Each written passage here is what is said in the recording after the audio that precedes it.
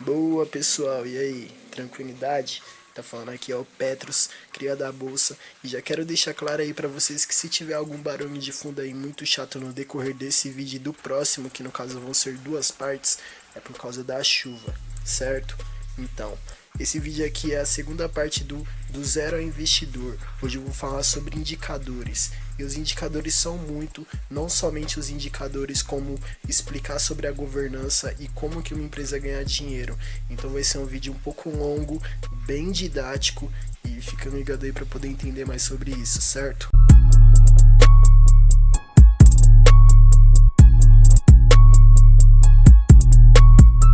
Então, antes de começar, eu tenho que deixar claro aqui que alguns dos valores e dados desse vídeo foram retirados do site Fundamentos e outras de outras fontes de informações para fins educativos. Os indicadores podem complementar muito na análise de uma ação, só que não somente os indicadores, como os numéricos, você também tem que entender sobre o segmento da empresa, qual que é a receita dela, um pouco sobre a governança, a atuação dela no setor e os produtos que ela tem no mercado. Tudo isso eu vou estar trazendo para vocês na minha análise de ações da minha carteira pública. Então não precisa se preocupar que esse tipo de informação você vai conseguir somente pesquisando e dando uma procurada um pouco mais avançada sobre a ação da empresa, certo? Então vamos puxar aí já para o primeiro indicador, que no caso é o PL, ou P sobre LPA. Significa que é o tempo que você vai ter para poder reaver o capital investido na empresa, baseada no lucro atual e na distribuição de 100% do lucro por ação. Para o PL poder ser calculado, você precisa primeiro saber qual é o LPA da empresa. Também é importante dizer que esse indicador é dado apenas pela distribuição de um lucro atual da empresa, não precificando nenhum tipo de valor e lucro futuro. Para você poder entender na prática como funciona, trouxe um exemplo aqui da Sanepar, e esses dois indicadores juntos conseguem te trazer um pouco da noção se essa cotação tá cara ou tá barata. Se você for ver outras empresas do setor, esse indicador pode estar constando 12, 20, 25 anos ou até mais. Isso vai muito do lançamento de lucros atuais da empresa. A Sanepar publicou um LPA de distribuição de lucro de 0,77 centavos por ação. Isso, na minha opinião, é um valor bem alto se for comparado ao preço que a cotação tá. Significa que se a Sanepar continuar trazendo esses mesmos lucros e essa mesma distribuição de dividendos, você vai reaver o seu capital investido nela cerca de 6 anos. E para finalizar esse indicador, eu tenho que trazer aqui que um PL muito alto condiz com maior tempo para você poder reaver os seus investimentos, mas ao mesmo tempo pode ser uma boa expectativa do mercado para essa ação. E um PL muito baixo pode também significar um preço muito baixo da cotação e uma expectativa mais pessimista do mercado diante dessa empresa. Então é muito bom que você estude o histórico do PL da empresa e entenda se é crescente pela sua leitura e através de outros indicadores. Então vamos trazer aqui outro indicador, que é o P sobre VP, que significa o preço da ação dividido pelo valor patrimonial. E o que é isso? É o seu patrimônio líquido em comparação com o valor de mercado. Esse indicador diz nada mais nada menos de quanto a ação está sendo cotada acima do seu valor justo. Trazendo dois dos dados atuais da Itaúsa, a gente pode fazer o cálculo do P sobre VP dela e saber se ela está cara, barata ou no preço justo.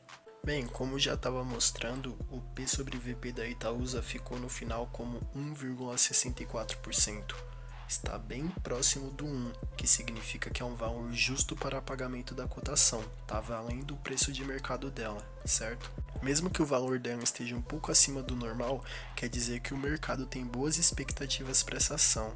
Da mesma forma que um P sobre VP maior do que 1, significa que essa ação está bem cara, mas nada justifica preço e valor. Quando você paga mais caro por ela, mas mesmo assim a empresa tem um valor muito maior do que ela está sendo cotada hoje em dia, pelas expectativas que você tem, vendo o valor de mercado dela, vendo o setor que ela se encontra, o seu diferencial, o produto que ela vende e o que ela faz de melhor.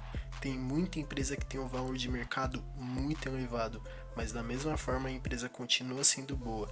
Então você tem que saber a diferença entre preço e valor e poder ver os outros indicadores para poder achar a sua melhor ação. Então vamos agora para o próximo indicador, que é a margem líquida. A margem líquida é a porcentagem de lucro líquido obtido pela empresa em relação à sua receita total, sendo um indicador que mostra o quanto a empresa rentabiliza e o quanto sobra de margem para ela no fim. Quando você vê esses dados, qual é a primeira coisa que vem na sua cabeça? Esses dados mostram como uma má administração da empresa pode ser vista sim através dos seus indicadores. Quando a empresa tem a receita líquida em 12 meses de R$900 mil e obtém um lucro líquido dessa receita de 13.500 e tem uma margem de 1,5, significa que ela está obtendo uma má gestão da sua receita. Não está sabendo trabalhar com a sua administração e não está sabendo obter lucro. Sendo assim, o custo dos passivos dela está quase abatendo no valor total da sua receita e zerando seu lucro líquido. O próximo indicador é o EBIT, que significa mais ou menos um lucro antes do pagamento de impostos e juros, ou seja, o lucro bruto da empresa. O P sobre EBIT é igual à sua cotação dividido pelo EBIT normal. Um exemplo, um EBIT de R$60 mil com a cotação de 6 equivale a um P sobre EBIT de 8,00. Esse indicador se torna benéfico à sua análise de empresa quanto mais baixo ele for, certo? No segmento do indicador EBIT é exatamente o EV sobre EBIT, que significa o valor da firma dividido pelo EBIT da empresa. Vamos por aqui um exemplo que o valor da firma é R$939.800. E o EBIT da empresa, que é o lucro antes dos impostos e juros, é igual a 100 mil. Nesse caso, o EV sobre EBIT é igual a 9,40. O indicador se torna benéfico à sua análise quanto menor ele for. Agora vamos falar de outro segmento também do EBIT, que é a margem EBIT, que é igual ao EBIT dividido pela receita líquida. A margem zerada ou negativa é muito preocupante para a empresa, pois está indicando que ela não obteve um lucro ou obteve muito pouco. Uma margem boa de EBIT é dada a 50%, 40% ou até, no mínimo, 35%, dependendo dos outros indicadores da empresa. Você consegue ter uma melhor noção quando você vê o exemplo, que um EBIT custa 50 mil, que no caso são os lucros antes de impostos e juros, sobre uma receita líquida de 80 mil, superior ao seu EBIT, trazendo assim uma margem de 62,5%, uma margem muito positiva contando com esse indicador. Agora vamos falar do último indicador da parte 1, o ROIC. O ROIC ele avalia em porcentagem qual que é o retorno sobre o capital investido referente à estrutura de capacidade da empresa, muito diferente do outro indicador que avalia o retorno sobre o capital a partir da cotação e da liberação de juros anuais. O ROIC é dado pelo EBIT dividido pelos ativos, menos o fornecedor e o caixa. Vou dar aqui um exemplo. Os ativos de uma empresa estão entre 360 mil, dividido pelo EBIT da mesma de 80 mil.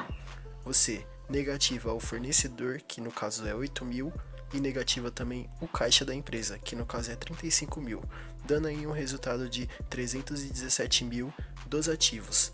Esse valor final você divide pelo EBIT, que no caso é 80 mil, e assim você vai ter o ROIC da empresa. O ROIC de 24,25% demonstra que seu investimento vai ser pago em 4 anos. A capacidade de produção da empresa representa 25% da sua estrutura e a dívida e o caixa não afetam o ROIC. Um ROIC de 25,24% demonstra que seu investimento vai ser pago em 4 anos, ou seja, a capacidade de produção da empresa representa 25% da sua estrutura. Lembrando que a dívida e o caixa não afetam o ROIC, pois ele calcula a estrutura da empresa. Então, quando você for ver esse indicador, tenta ver o caixa e a dívida separadamente para poder obter uma visão mais ampla sobre o seu investimento na empresa.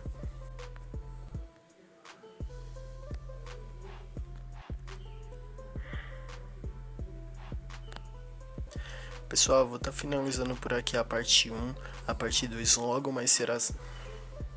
Pessoal, eu vou estar finalizando aqui a parte 1, logo mais vai ter a parte 2 com o resto dos indicadores, pois eles são muito necessários na avaliação da empresa. Logo depois desses indicadores eu vou estar trazendo aí para vocês as minhas análises e a minha Pessoal, vou estar aqui finalizando o vídeo, essa é a parte 1, logo mais eu ter a parte 2 para poder ter a incrementação dos outros indicadores para ter uma visão mais ampla sobre as empresas e poder estruturar melhor a base das suas análises. Eu vou estar trazendo mais para frente também como se faz essas análises todas na prática e vou estar investindo em carteira, lançando os vídeos aqui para vocês poderem ver que é sim possível com pouco dinheiro tá tendo um retorno pouco absoluto, mas no longo prazo bem fundamental para você poder obter uma independência financeira e a sua base de patrimônio, certo? Muito obrigado, Instagram tá no meio da tela, se inscreve aí, curte. Comentários com críticas construtivas, por favor, compartilha com quem você acha interessante esse tipo de conteúdo. Valeu por estar aqui e até a próxima.